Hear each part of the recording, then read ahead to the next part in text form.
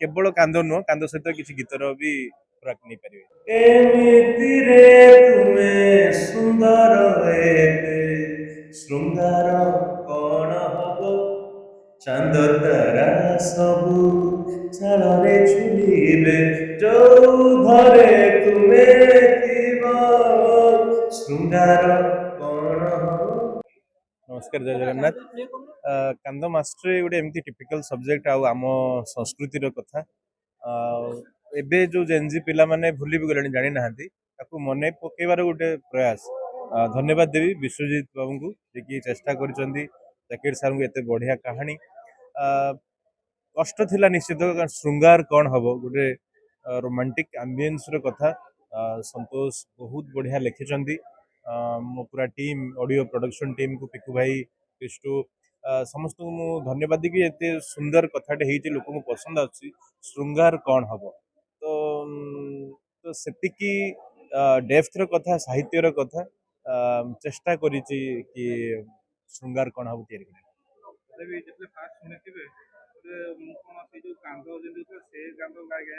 मत प्रथम लगे कि कांद मास्टर सिनेमा कि सेमती कांदना कि या पड़े बोधे ना सी कहले कांदना तो अच्छी अलरेडी फिल्म भितर कि आम गोटे रोमांटिक आम्बियंस गोटे गीत कहवा जो गोटे माने विधवा नारी सहित कांद मास्टर गोटे लव डेभलप होची भीतर गोटे मोमेंट से माने पाखक आसुछन से एम्बियंस गीत टिके आम चेष्टा करूँ गोटे माने modern with classic way represent करिया पे।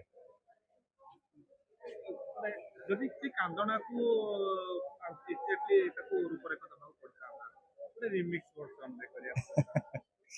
नमस्कार, मु संतोष नायक मत अरुतोष भाव भी जानती एज ए सिंगर तो ये मत गीत लिखार सुजोग मिलता जमती कि आप पचारे जदि कांदना को रूप गोटे दबा पड़ था निश्चित भाव गोटे चैलेंजिंग कथा होता कि तथापि खुशी भी बहुत होती जाकिर सारंकर एते ओजनदार कहानी जोटा कि आम संस्कृतिर कथा आम ओडिया निजर कथा मधुरतार कथा माँ बाप माँ झी बाप झी भाई भौणी संपर्कर कथा जो बंधनर कथाटा जोटा लोक भूली जाऊँ माँ मैंने एबे बाहागर मानकर तो कही दौरान कि कांद ना मेकअप खराब हो किंतु से जो मधुरताटा जोटा से कांद भीतर लुचिकी थिला से जो गौरवटा बापार कन्यादान कला बेलर आनंद खुशीर लुह माँ माँ देखिबो ता झिया गोटे नुआ संसार गढ़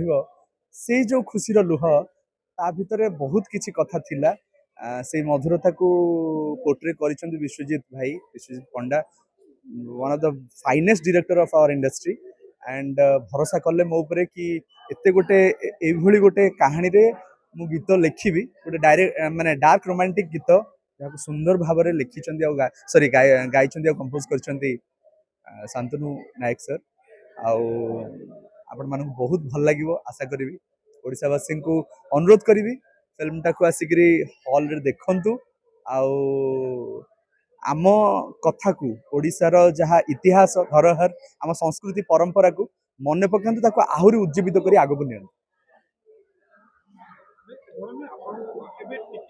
जो कांद को रिमिक्स करने को इच्छा हला केमते रिमिक्स करा हो से जो बाहुनी की कांदीबाटा से माने कांदीबाटा तो से रहिबो म्यूजिकली इंस्ट्रूमेंट रे हमें ताकू डिजाइन करि पारि थांते करि पारिबा मध्य किंतु सिनेमा जो स्केल रे हेची जो भलिया तैयारी हेची तो आम पाखरे हमको ठीक लागिलानी कि कांदो को आ रिमिक्स करिया पई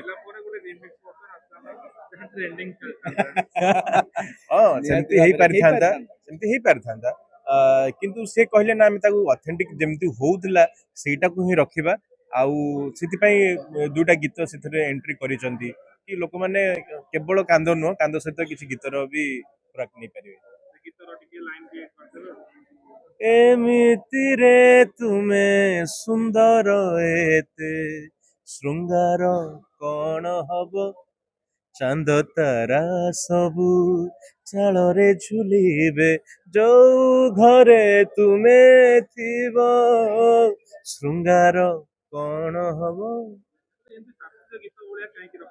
हाँ रखा लगी कारण से सिनेमार पेस से ସାହିତ୍ୟ ସେଇଆ ଅଛି। ତ ଏଇ ସାହିତ୍ୟର କଥାକୁ ଶୃଙ୍ଗାର କଣ ହବ, ଏଇ କଥାଟାକୁ ସେଇ ୱେରେ ରିପ୍ରେଜେଣ୍ଟ କଲେ ହିଁ ସୁନ୍ଦର ଲାଗିବ। ତାକୁ ଆମେ ଯଦି ଟିକେ ଲାଇଟ୍ ଫର୍ମାଟରେ କରିବା ତ ସେଇଟା ଖାପ ଖୁଆଇବନି। ତ ସେଇଥିପାଇଁ ଯୋଉଟା ଯେମିତି ମାନେ ତାକୁ ସେଇ ୱେରେ ସଜାଇବା ପାଇଁ ଚେଷ୍ଟା କରାଯାଇଛି। ଲାଗୁଛି ଗୀତ ମାର୍କେଟକୁ ଆସିଲା ପରେ ଜେନଜି ଆସନ୍ତୁ ନୂଆ ଆସନ୍ତୁ କିନ୍ତୁ ସାହିତ୍ୟିକ ମାନେ ନିହାତି ନା ସମସ୍ତେ ଆସିବେ। ଆପଣ ଦେଖନ୍ତୁ ଚନ୍ଦ୍ରିଲା ଭଂସାଲୀଙ୍କର ସିନେମା ଲାଲ ଇଶ୍କ, ଆୟତ, ତ ସବୁ କ୍ଲାସିକ ଗୀତ ତାକୁ ଯେମିତି ପସନ୍ଦ କଲେ ବିକଜ ଗୀତର କଥାଟା ଗୀତର ସ୍ୱର ଭଲ ଲାଗିବାର ଅଛି ଆଉ ମ୍ୟାଚ୍ କରିବାର ଅଛି, ତାହେଲେ ତ ମଜା ଲାଗିବ। ଯଦି ସେଇଟା ଖାପ ଖାଇଗଲା, ଖାପ ଖାଇବନି ତ ଭଲ ଲାଗିବନି। ତ ଏଇଟା ସମସ୍ତେ ପସନ୍ଦ କରିପାରିବେ, ଏଇଟା ସମସ୍ତ କଥା। ଏମିତିରେ ତୁମେ ସୁନ୍ଦର ଏଥିରେ ଶୃଙ୍ଗାର କଣ ହବ, ଗୋଟେ ହଜବେଣ୍ଡ ତା ୱାଇଫ୍ କି କହିପାରିବେ, ଗୋଟେ ପୁଅଟେ ଗର୍ଲଫ୍ରେଣ୍ଡକୁ ବି କହିପାରିବ। ତ ଏଇଟା ସମସ୍ତଙ୍କ ପାଇଁ। ଆଜି କାନ୍ଦ ମାଷ୍ଟ୍ରେ ତାର ଅଡିଓ ଆଉ ଟ୍ରେଲର ରିଲିଜ ହଉଛି, ଆପଣ କଣ କହିବେ? 3 ବର୍ଷ ହେଲା ସିନେମା ଗୋଟେ ନୂଆ ଜାଗାକୁ ପହଞ୍ଚିଛି। ଆମେ ମୁଁ ତ ଆଜିକି 40 ବର୍ଷ ହେଲାଣି। ସବୁ ମାୟରେ ବାହାଠୁ ମୋର ଆରମ୍ଭ 1985 ସୁଟିଂ କରିଥିଲୁ, 86ରେ ରିଲିଜ ହେଇଥିଲା। ଟ୍ରେଡିସନାଲ କଥା ଥିଲା, ସେ କାହାଣୀ ସେତେବେଳେ ଚାଲୁଥିଲା। ଏବେ କିନ୍ତୁ 4 ବର୍ଷ ହେଲାଣି ପ୍ରୋଡ୍ୟୁସର ଡିରେକ୍ଟର ଖାଲି କଣ୍ଟେଣ୍ଟ ଖୋଜି ବୁଲୁଛନ୍ତି।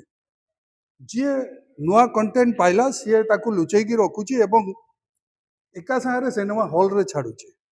ସେଭଳିଆ କଣ୍ଟେଣ୍ଟ ରଖିକି କାନ୍ଦ ମାଷ୍ଟର ଠିକ ସେମିତି ଗୋଟେ ଏକଦମ ବାହାର କଣ୍ଟେଣ୍ଟ, ଅଲଗା କଣ୍ଟେଣ୍ଟ, ଭିନ୍ନ କଣ୍ଟେଣ୍ଟ, ଯୋଉଟା ଆମ ସଂସ୍କୃତି ଆଉ ପରମ୍ପରା ମଧ୍ୟ ଆମେ ଭୁଲିଗଲେଣି। ଆମ ମାଆ ମାନଙ୍କୁ ପଚାରିଲେ ସେମାନେ କୁହନ୍ତି ଯେ ଝିଅ ବିଦା ହେଲା ବେଳକୁ ଝିଅ ଯୋଉ କାନ୍ଦୁଥିଲା ସେ ଶିଖୁଥିଲା, ଯୋଉଟା କି ଏବେ ଆଉ ନାହିଁ। ତ ମୁଁ ଭାବୁଛି ଏବେ ସେ ଏଇ ସିନେମା ରିଲିଜ ହେଲା ପରେ ଏଇ ଆମର ୟଙ୍ଗ ଜେନେରେସନ ସେମାନେ ଖୋଜି ବୁଲୁଛନ୍ତି ଆମ ପୁରୁଣା ସଂସ୍କୃତି କ'ଣ, ଆମ ପରମ୍ପରା କ'ଣ ଜାଣିବା ପାଇଁ, ଦେଖିବା ପାଇଁ। ଯଦି ତାଙ୍କୁ ଥରେ ଲାଗିଲା, ତାଙ୍କ ହୃଦୟକୁ ଛୁଇଁଲା, ମୁଁ ଭାବୁଛି ଏ ସିନେମା ତାର ସକ୍ସେସ୍ ପାଇଲା। ଆପଣଙ୍କ ବାହାଘର ବେଳକୁ ଏମିତି କାନ୍ଦ ଶୁଣୁଥିଲେ? ନା ନା ନା ନା, ମୁଁ କହୁଛି ମୋ ବୋଉ ବେଳକୁ ମୋ ବୋଉ କହୁଥିଲେ ଯେ ସିଏ ଶୁଣିଥିଲେ ବୋଲି, ସିଏ ଗାଇଥିଲେ। ନା ନା ନା, ମୁଁ କେତେବେଳେ 80s ପୂର୍ବରୁ ଏ ସବୁ ଚାଲିଗଲାଣି।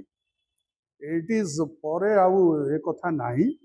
କିନ୍ତୁ ସିନେମା ଦେଖିଲେ ଆପଣଙ୍କୁ ଲାଗିବ ଯେ ସେ ଏରା ବହୁତ ଭଲ ଥିଲା। ସେଇଥିପାଇଁ କହୁଛି ଯେ ଏଇ ଆମର ଜେନଜି ମାନଙ୍କୁ ନିଶ୍ଚୟ ଭଲ ଲାଗିବ। ଆଉ ସେମାନେ ଯେତିକି ତାପରେ ବାହା ହେବେ ଏଇ ଗୀତକୁ, ସେ ଫ୍ୟାସନ ହଉ କି ସଂସ୍କୃତି ହଉ, ତାକୁ ପକେଇବେ ହିଁ ପକେଇବେ ଆଉ ମଜା ନେବେ ତାର। ଯୋଉ କାନ୍ଦ ମାଷ୍ଟ୍ରେ ଭିତରେ ଆପଣଙ୍କ କିରଦାର କଣ ରହୁଛି? ଆପଣ କଣ ରହୁଛନ୍ତି? କାନ୍ଦ ମାଷ୍ଟ୍ରେ ରହୁଛନ୍ତି ନା ମାଷ୍ଟ୍ରଙ୍କର ନା ଆପଣଙ୍କ ଝିଅ ବାହାଘର ପାଇଁ ଆପଣ ମୁଁ ମୁଁ କାନ୍ଦ ମାଷ୍ଟରଙ୍କୁ ଆଣିଛି ମୋ ଘରକୁ, ମୋ ଝିଅକୁ କାନ୍ଦ ଶିଖେଇବା ପାଇଁ। ପୁରା ଷ୍ଟୋରି ତ ରିଭିଲ୍ କରିଦେଲେ ଭଲ ଲାଗିବନି, ମଜା ଲାଗିବନି। ଦେଖି ମୁଁ ଶିଖିନି, ଯିଏ ଆଉ ଜଣେ ଶିଖିକି ଫସି ଯାଉଛି। ସେ କାହାଣୀର ମଜା ହଉଛି ସେଇଠି। ତ ମତେ ଆଉ ଆଗକୁ ପଚାରନ୍ତୁନି। କଣ କହିବେ ଦର୍ଶକଙ୍କୁ? ଟ୍ରେଲର ଆଜି ରିଲିଜ ହଉଛି ଏବଂ ଅଡିଓ ରିଲିଜ ହଉଛି, ମୁଁ କହୁଛି ଏ ଏରାରେ ମତେ କିଛି କହିବାକୁ ପଡିବନି, ଆପେ ଆପେ ଲୋକ ଆସିବେ ଆଉ ଏନ୍ଜୟ କରିବେ ଏ କଥାକୁ। କାହିଁକି ନା କାନ୍ଦ ମାଷ୍ଟର ଇଟସେଲ୍ଫ ସେ ଟାଇଟଲଟା ହିଁ ବହୁତ କେଚି ହେଇଛି, କ୍ୟୁଟ୍ ହେଇଛି, ବହୁତ ସୁନ୍ଦର ଲାଗିବ। କାନ୍ଦଟା ମୁଁ ଗାଇନି ପରା, ମୁଁ ଶିଖିନି। ମୁଁ ଶିଖେଇବା ପାଇଁ କାନ୍ଦ ମାଷ୍ଟରଙ୍କୁ ମୋ ଘରକୁ ଆଣିଥିଲି। ମୁଁ ମୋଟେ ଆମ ହିରୋ ସେ ସବୁ ଘୋଷି ଦେଇଛନ୍ତି, ସିଏ କହିବେ।